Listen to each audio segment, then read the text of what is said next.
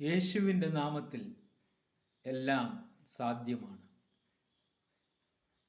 അപ്പോസ്തല പ്രവൃത്തികളുടെ പുസ്തകം 3-ാം അധ്യായം 1 മുതൽ 10 വരെയുള്ളതായ വാക്യങ്ങൾ.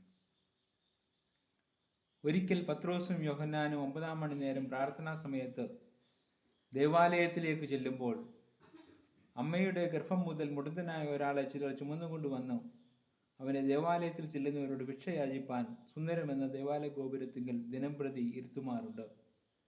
അവൻ പത്രോസും യോഹന്നാനും ദേവാലയത്തിൽ കടപ്പാൻ പോകുന്നത് കണ്ടിട്ട് ഭിക്ഷ ചോദിച്ചു. പത്രോസും യോഹന്നാനും കൂടി അവനെ ഉറ്റുനോക്കി ഞങ്ങളെ നോക്കൂ എന്ന് പറഞ്ഞു. അവൻ വല്ലതും കിട്ടുമെന്ന് കരുതി അവരെ സൂക്ഷിച്ചു നോക്കി. അപ്പോൾ പത്രോസ്, വെള്ളിയും പൊന്നും എനിക്കില്ല, എനിക്കുള്ളത് നിനക്ക് തരുന്നു. നസറേനായ യേശു ക്രിസ്തുവിൻ്റെ നാമത്തിൽ നടക്ക എന്ന് പറഞ്ഞ് അവനെ വലങ്കൈക്ക് പിടിച്ച് എഴുന്നേൽപ്പിച്ച് ക്ഷണത്തിൽ അവൻ്റെ കാലും നരിയാണയും ഉറച്ച് അവൻ കുതിച്ചെഴുന്നേറ്റ് നടന്നും തുള്ളിയും ദൈവത്തെ പുകഴ്ത്തിയും കൊണ്ട് അവരോടുകൂടെ ദേവാലയത്തിൽ കടന്നു. അവൻ നടക്കുന്നതും ദൈവത്തെ പുകഴ്ത്തുന്നതും ജനമൊക്കെയും കണ്ടു. ഇവൻ സുന്ദരമെന്ന ദേവാലയ ഗോപുരത്തിങ്കിൽ ഭിക്ഷ അയച്ചുകൊണ്ടിരുന്നവൻ എന്ന് അറിഞ്ഞ് അവന് സംഭവിച്ചതൊക്കെയും വിസ്മയവും പരിഭ്രമവും നിറഞ്ഞവരായി തീർന്നു.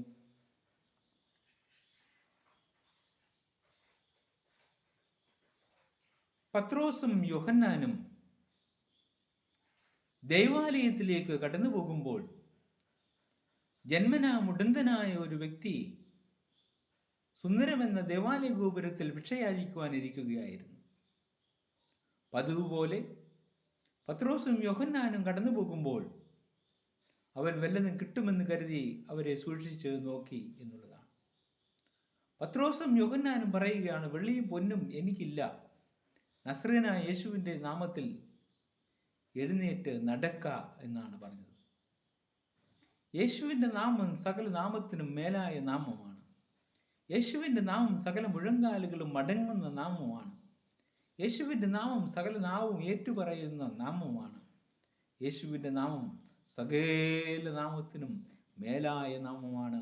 അസാധ്യങ്ങളെ സാധ്യമാക്കുന്നതായ നാമമാണ് എന്നുള്ളതാണ്.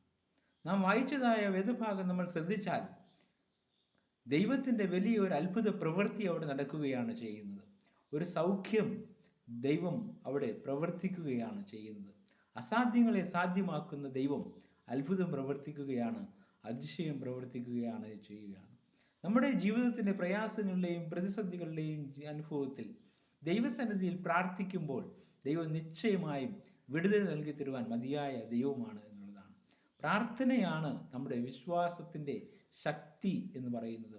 പ്രാർത്ഥിക്കുമ്പോൾ നമ്മുടെ ജീവിതത്തിൽ അത്ഭുതകരമായ വിടുതൽ ദൈവം നൽകി അനുഗ്രഹിക്കും എന്നുള്ളതാണ്. ദൈവത്തിന് അസാധ്യമായതൊന്നുമെന്നില്ല. വിശ്വസിച്ചാൽ ദൈവത്തിൻ്റെ മഹത്വം കാണും എന്നുള്ളതാണ്. പ്രാർത്ഥിച്ചാൽ ദൈവത്തിൻ്റെ പ്രവൃത്തി കാണും, ആരാധിച്ചാൽ ദൈവത്തിൻ്റെ വിടുതൽ കാണും, ആശ്രയിച്ചാൽ ദൈവത്തിൻ്റെ മഹത്വം കാണും. അതുകൊണ്ട് ദൈവത്തിൻ്റെ സന്നിധിയിൽ നമ്മളെ തന്നെ സമർപ്പിക്കാം. കർത്താവിൻ്റെ വചനങ്ങളെ നമ്മൾക്ക് ശ്രദ്ധയോടെ കേൾക്കാം. ആ വചനത്തിൻ്റെ സത്യങ്ങൾ ഉൾക്കൊണ്ടുകൊണ്ട് നമുക്ക് ജീവിക്കാം. ദൈവത്തിന് അസാധ്യമായതൊന്നുമില്ലല്ലോ. അസാധ്യങ്ങളെ സാധ്യമാക്കുന്ന ദൈവം അത്ഭുതം പ്രവർത്തിക്കട്ടെ, അതിശയം പ്രവർത്തിക്കട്ടെ. ആ കർത്താവിൻ്റെ സന്നിധിയിൽ നമ്മളെ തന്നെ സമ്പൂർണ്ണമായി സമർപ്പിക്കാം. ദൈവം നമ്മളെ അനുഗ്രഹിക്കട്ടെ. ആമീൻ. കർത്താവ് യേശു മിശിഹായുടെ കൃപയും ദൈവത്തിൻ്റെ സ്നേഹവും പരിശുദ്ധമായ സഹവാസവും വാഴുകളും നാം എല്ലാവരോടും കൂടി എല്ലാ നാളും ഉണ്ടായിരിക്കുമാറാകട്ടെ. ആമീൻ.